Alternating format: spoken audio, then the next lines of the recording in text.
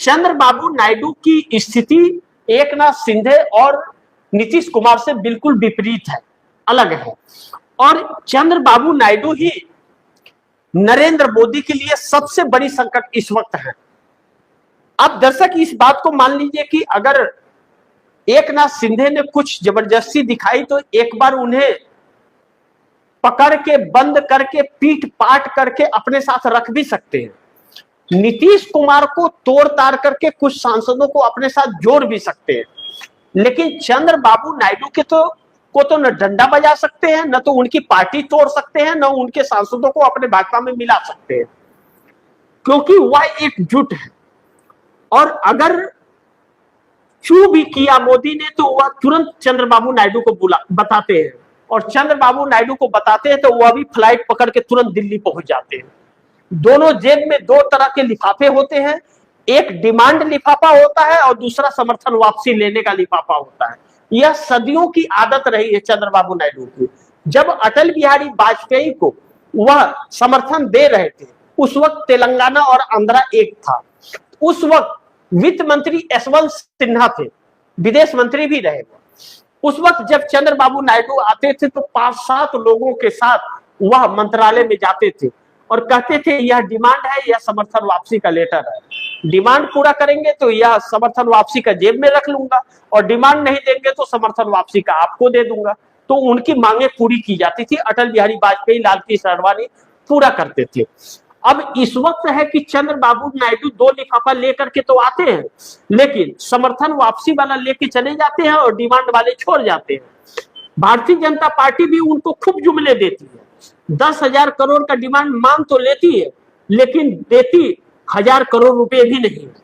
ऐसे में चंद्रबाबू नायडू ने कहा कि 10 सालों से मोदी सरकार वादा खिलाफी कर रही है आंध्र प्रदेश के साथ, लेकिन इस वक्त की परिस्थिति अलग है। 2018 में जब चंद्रबाबू नायडू ने समर्थन वापस लिया था तो मोदी सरकार को कोई फर्क नहीं पड़ा, लेकिन इस वक्त अगर चंद्रबाबू नायडू ने ऐलान कर दिया मोदी सरकार से समर्थन वापस का, अगर चंद्रबाबू नायडू ने समर्थन वापस का ऐलान कर दिया तो मोदी सरकार ढह करके गिर जाएगी, क्योंकि वह परिस्थिति और आज की परिस्थितियां अलग है। मैंने आप दर्शकों को संबोधन में बताया था कि जिस तरह से चंद्रबाबू नायडू के 16 और 2 पवन कल्याण के 18 सांसद हैं, यह 18 सांसद बहुत निर्णायक है। एनडीए गठबंधन के पास 293 सांसद हैं, और अगर चंद्रबाबू नायडू के 16 और 2 पवन कल्याण के 18 सांसद समर्थन वापस ले लेते हैं, नरेंद्र मोदी सरकार 275 पर आकर के टिक जाएगी और 272 बहुमत का आंकड़ा है। 24 घंटे भी नरेंद्र मोदी अपनी सरकार को नहीं बचा पाएंगे और सरकार धराशाह हो जाएगी। यह डर लगातार नरेंद्र मोदी सरकार को सता रहा है और नरेंद्र मोदी के एक मंत्रियों को। ऐसे बीच में जब यह परिस्थिति ईरान और इजराइल की आ गई है, यह ईरान इजराइल के युद्ध के वजह से जो दिक्कतें आने वाली है, जो लॉकडाउन से भी बुरे हालात होने वाले हैं, जो नरेंद्र मोदी ने स्वीकार कर लिया है कि बहुत लंबी अवधि के लिए महंगाई, बेरोजगारी, सब कुछ खाने के लाले सब कुछ पड़ने वाले हैं। आप अपनी सोच लो, सरकार ने तो अपने लिए सोच लिया है, 1 लाख करोड़ रुपए का एडिशनल फंड जारी करा लिया है। 1 लाख करोड़ में चुनाव भी लड़ेगी और अपना खा पी करके मस्त रहेगी।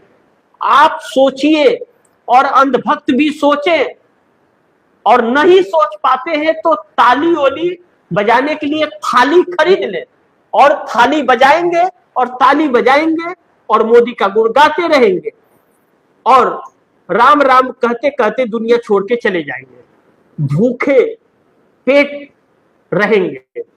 कहते हैं कहावत की भूखे भजन न होए गोपाला, ले ले अपनी कंठी माला।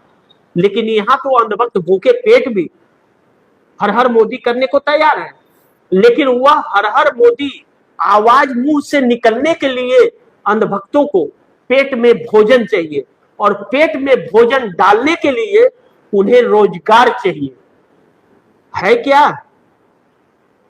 अब ऊंट पहाड़ के नीचे आया है। अब ऊंट को उसकी औकात पता चलेगी कि पहाड़ उससे ऊंचा है।